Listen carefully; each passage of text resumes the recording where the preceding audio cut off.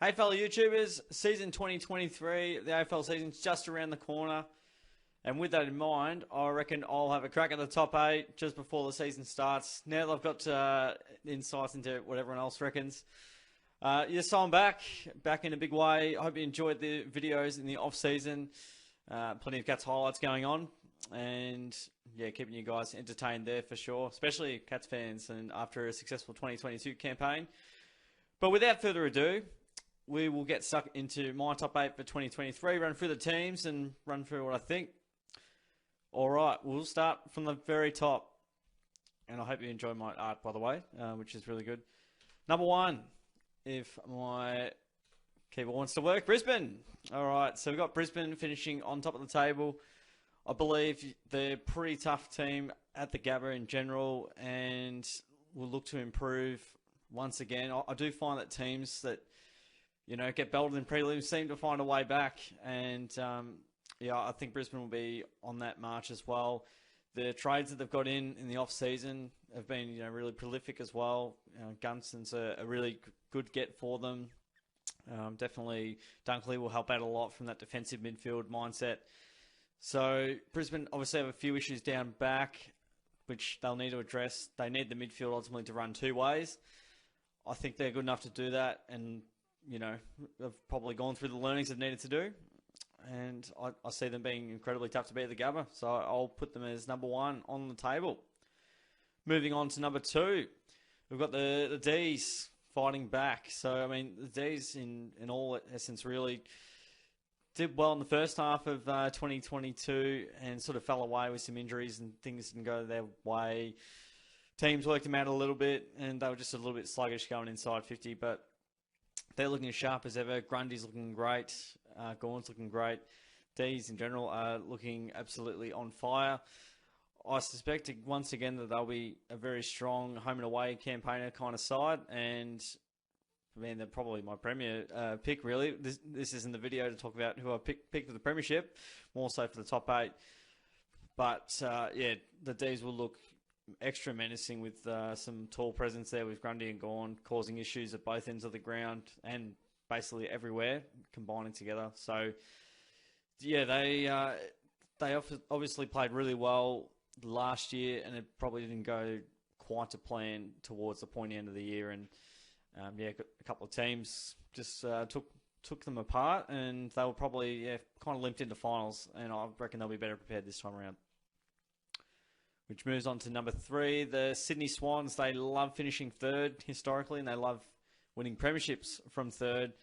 They probably finished third in 2022 as well. I see them bouncing back. Once again, they're a really proud side. They're a very tough side to play against. They're always a pretty strong outfit to come up against, and they're just a really difficult team to try and defeat, really. You take the 2022 grand final out of the equation there. They've got such exciting young talent up and coming.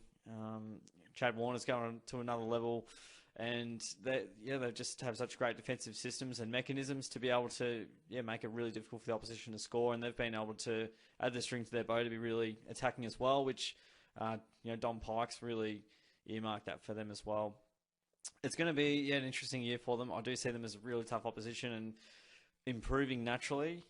So we'll see where that takes them. I don't know if that means that they win the premiership or make the grand final or anything like that. Although they'll be right up there again, you would suggest. On to number 4. We've got the Cats in at 4th. Won the premiership for 2022. What an incredible season it was. And I still see the vision now and I still can't believe it. It's great to be able to, see the cup after lots of years of heartache with being so close for so long and not quite able to get there. We were able to climb the mountain.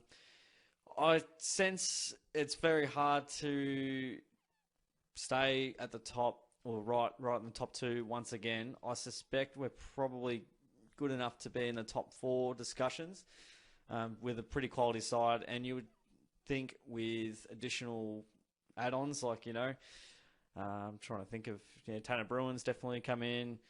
Bose will be huge. Henry's going to be really helpful as well. Just going to really come down to health and hunger. Those are probably the key ones. I think, Geelong is a really tough proposition still, and we've won 16 in a row, so there's definitely no reason why I don't think we could go back-to-back, or why we can't, I should say. Definitely scope for it. I just think there is other teams that are probably going to just bop up a little bit more, say a Melbourne or a Brisbane. However, I think we're probably just good enough to hang in that top 4. Richmond for number 5 on the table. Once again, they've done some really good homework in the off-season. They got Hopper, Taranto in, which will be massively assisting their midfield and helping them out there. They've never really had a clearance game as sort of a strength. They've always been intercept and turnover. That'll add another dimension. If they can get some things right there, they could win a couple of finals potentially. I don't know about a premiership. David King reckons they're top 4, locks the top 4. Really excited about them. They've got a lot of great names. Whether the system holds up and their defence holds up is another thing, and that all comes down to the role players, midfielders being able to help back. But I still think, when a roaring Richmond crowd's going and the Tigers have momentum, they're very hard to stop. So I'll see them in 5th. On to 6th, we have the Magpies. What a year they had, and 1 point off a grand final, and you could definitely argue it would be a much closer grand final than 80-odd points, whatever it was. But Collingwood, a lot of pundits have tipped them to sort of miss the 8 or even, not quite be in the top 4 discussions. I'm of the opinion that they will still be in the finals discussion and will be still very difficult to beat, just with their pressure, their game style, the speed in which they move the ball. They've got stars on every line, and they're constantly looking to improve. McStay will come in. They've got a few other guys coming through as well. So, their system matches up, and it has the capacity to win big games. We saw them thrash the Dockers, almost defeat the Cats, and we saw they nearly overran the Swans. I don't see them going anywhere anytime soon. So I think, the Pies for 6th position on the ladder for 2023. And after the Magpies on 7th, I've gone the Western Bulldogs, Sons of the West. They've definitely got some tall timber now. They haven't had a lot of tall timber ever, really, for as long as I've watched them. They've always had hybrid, mobile sort of forward lines, and it'll be a bit of a change-up in 2023. With some taller guys in. We've got Jones coming in, and we've got Lobb. We'll be floating in and out. Darcy will be up-and-coming star. You suspect Bruce back in good health, and Norton has some more support.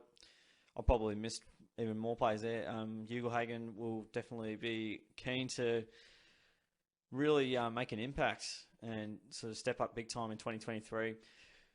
The midfield's still pretty solid. Lost Dunkley, of course. But they're an interesting proposition. The Dogs never really had lots of tools to play with, and it's arguably been their lack of intercept game that's probably stifled them from going back to back, or not even back to back, but back into winning premierships. It is quite unusual to think that they've made 2 grand finals in the last 7 or so years. They have, and I see them in the final spot. And remember what they did when they finished 7th in 2016 in an unprecedented season. Which leaves me to the final one of the top 8. Feel free to have a guess. But it is the Carlton Blues. They're going to make it. Finished 9th in 2022, which was a brutal affair because they lost the last 2 games by less than a goal. Absolutely chaotic scenes in both of those games. And, pretty unlucky to not sort of make the 8 in the end. And it was just unfortunate. Events for the Blues and Blues fans who just wanted to taste that finals. I definitely see them back into it, improving off their midfield dominance and their forward line's menacing, as we know, especially in the key stocks. So it should be really interesting to see how that all pans out. But, we'd like to think that they would learn from some of the mistakes late in 2022 and ultimately help them out there. So that rounds out my top 8, guys. Comment yours down below, and we'll have a look back in 9 or so months' time and see how wrong we got it. A few notables from my side would be Adelaide, I'd definitely see on the up. Fremantle, I don't see the forward firepower just yet. I'm just really struggling to see where their goal's going to come from. If Fyfe's going to play forward, is he going to be healthy even when he is playing? Is Tabner going to be healthy? So I've got lots of questions there. Midfield's pretty solid. Defence pretty solid. Just don't know about the forward line. I'm not sure if there's any other teams I've missed out on. But those are my predictions for the top 8. Let's go through those again. We've got Brisbane finishing top of the table. We've got Melbourne. We've got Sydney. We've got Geelong. Followed by Richmond, Collingwood, Western Bulldogs, and then the Blues. So that's it from me, guys. Comment yours down below. A few more videos to come. Really appreciate you guys tuning back for 2023. And yes, looking forward to many more videos. Cats reviews will still be around. AFL tips videos will be around. That's all looking good. Guys, thank you for tuning in. Appreciate your time. Have a good one, and I'll see you on the next video.